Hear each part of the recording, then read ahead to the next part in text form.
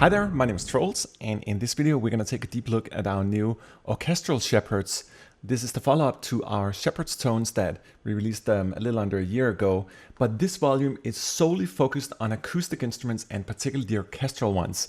We both have Shepards for strings, brass, winds, choirs, plucked instruments, even percussion we managed to mangle into these beautiful sonic fractions, if you will. If you're not familiar with Shepards Tones, there's these beautiful sonic illusions where you can make the sound or the music sort of rise or giving a more of a falling motion. You can choose what you want, but with all the nuts and bolts in our tool here, you can actually mangle them to become a lot more. It's not just about Shepards Tones, it's also these beautiful aleatoric orchestral effects. You can create beautiful underbeds or underscores with it. It can be a sonic dark toy. This is really one of those special releases that just sort of defines its own little dark realm. So let's get into orchestral Shepards.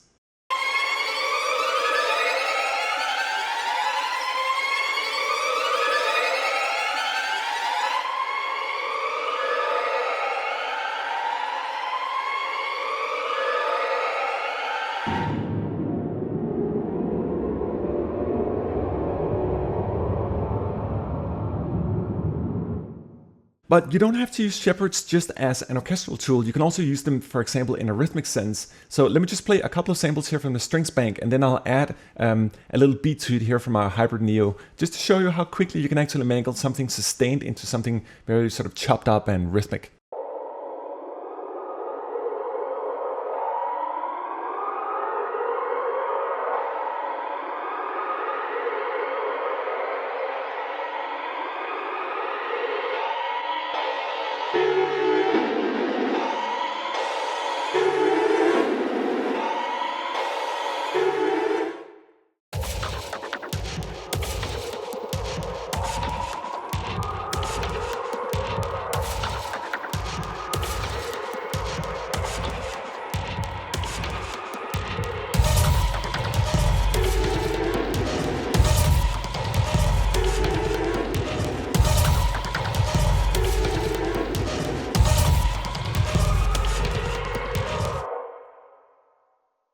You also have the ability to control the speed over the Shepherd, meaning how fast it plays. So you can either slow it down, play the normal speed here, or you can do it super fast. Let me just show you that.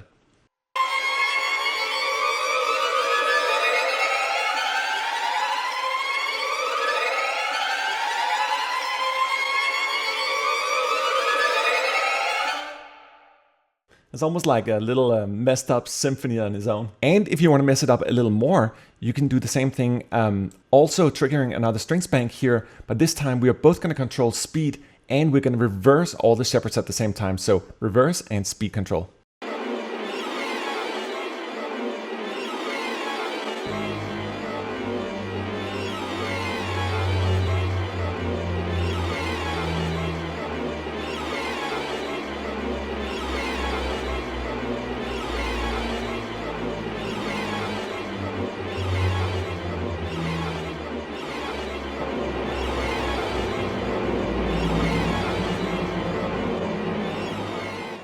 Let me show you another example here with our brass Shepards. In this case, I'm just going to play you a couple of notes, and then I'm going to use this stretch function here. As you can see in the keys here, each key represents a different Shepherd. So there's a lot just within a single bank here, and obviously each of these both contain a shitload of Shepards. That's almost hard to say. So let me just play a couple of notes. I'm going to turn stretch off here, and then we'll find a Shepherd that we like, and then I'll stretch it and I'll try to play it, in a sort of normal piano fashion.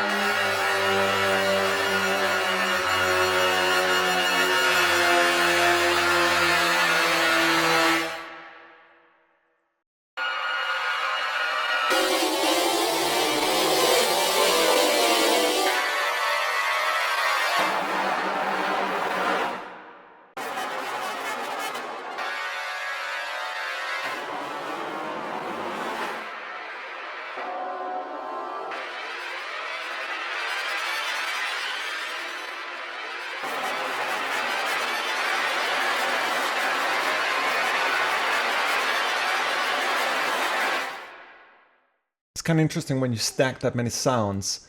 It almost ends up sounding like white noise of sorts. It's really interesting effect actually, layering so many sounds together and just see what happens.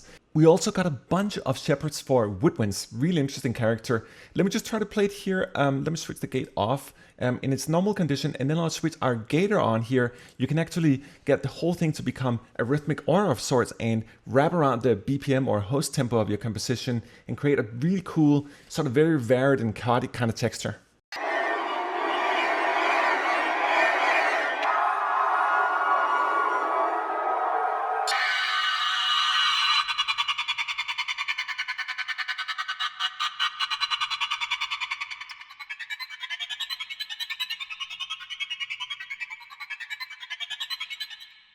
And sure, let me trigger that again, but this time just drop in a beat here from our loop beat section B in our Hybrid Tools Neo. Really a cool modern cinematic library.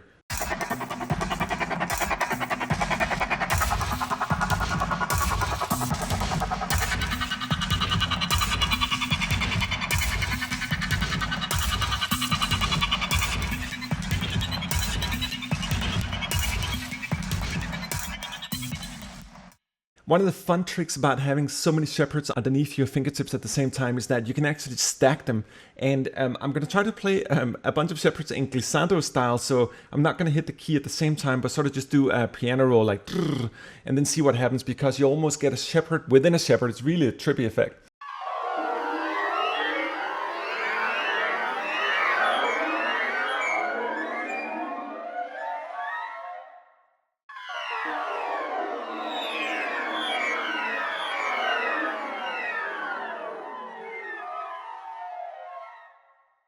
We also got a beefy section of choral Shepards. So these are Shepards tones made with choirs, and they're really beautiful, not just for sort of the Shepard effect, but even for creating ambiences and those sort of otherworldly textures. Let me just play one here standalone, and then drop in a beat from Hybrid Tools Neo on top of it afterwards.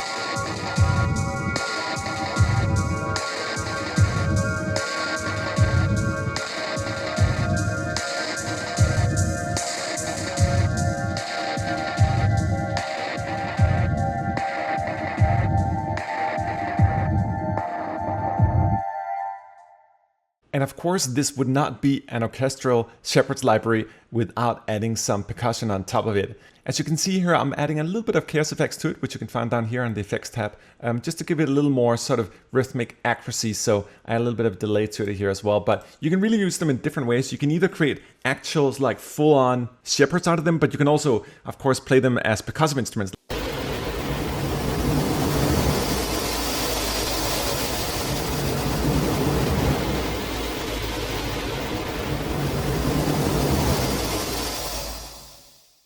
And if I didn't know any better, I would actually have thought that was samples from a beach. How interesting that fast Shepards that are rotating within themselves made from percussive instruments can almost mimic that of a beach. It's really strange. Let me try to play rhythms with these strange Shepard sort of rhythmic and percussive samples.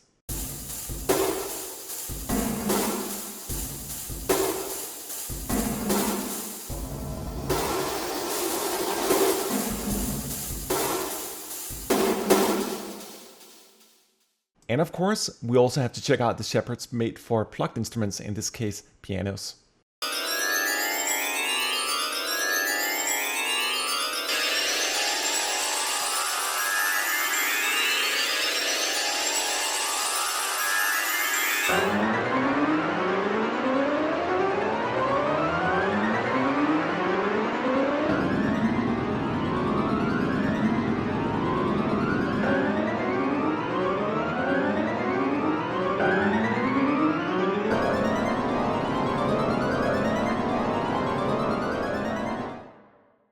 And it's so otherworldly to hear orchestral and naturally acoustic made Shepards, because some of them just create these strange landscapes. Like, to hear pianos almost sound like glockenspiel at times, but really doing their own strange thing. But all these little notes within notes, or as I like to visualize a Shepard, is more like a fractal, if you will, like a Mandelbrot algorithm, where you really go into the depth of mathematics and so forth. But it doesn't stop there. We also have a unique bonus section that contains things that we couldn't quite say whether they qualified as proper Shepards or not. These are really their own creations. This is really sort of custom sound design at a more fine level. Sometimes you'll be looking at stuff that sounds like a Shepard, but then it morphs in a different direction. Just check them out here.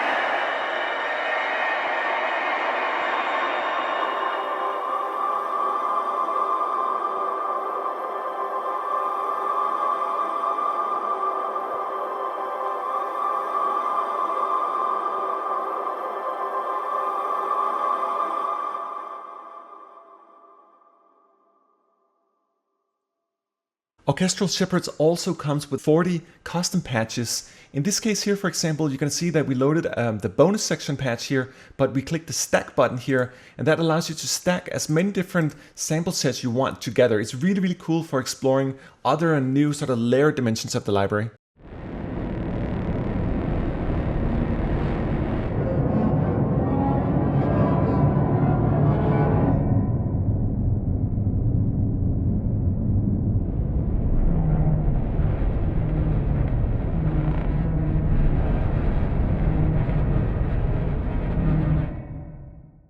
You know, to me, that's some dark substance matter right there, or dark matter, if you will. That's probably what it would sound like. Really just cool, surprisingly strange sort of textures. Now, if you want to abuse the stack function, simply just click on it and then add every single Shepard to it, and then let's find out what that sounds like.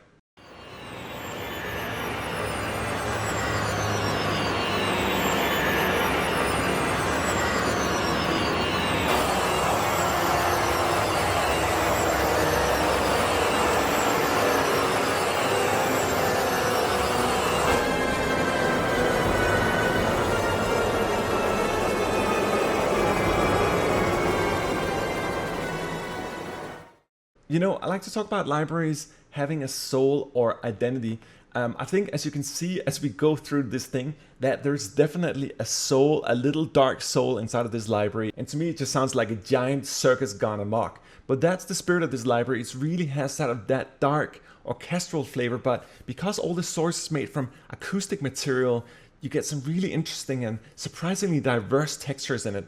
But it's also fun just to use the gate function and essentially convert the library into a rhythmic OR. So in this case here, you can see we stacked strings 1 and strings 2. We turned on the gate here. We put a little bit of the sample offset on top of that, meaning that we're going into the sample, so it won't trigger in its start point, but towards the middle instead. And we'll find out what that sounds like.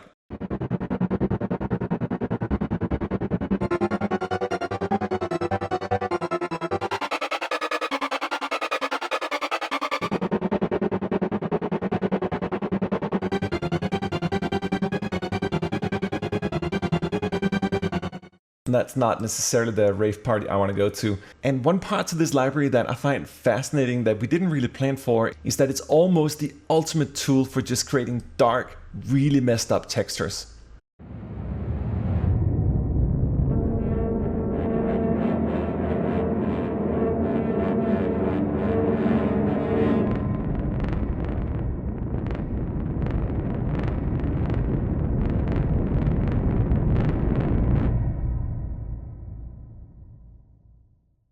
I mean, what's that about? Let me also show you just a few more here.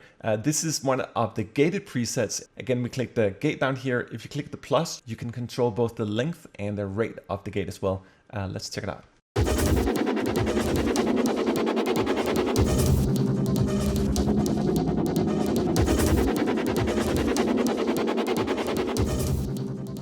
This is Orchestral Shepards in its nutshell. It's a library made from dark matter. You can flip and turn things around, mangle them to ultimate sonic fractals. You can do whatever you want to do in this library. And is it an instrument? Is it a sound design? Is it a musical sound design? I tend to probably vote for the last of those three.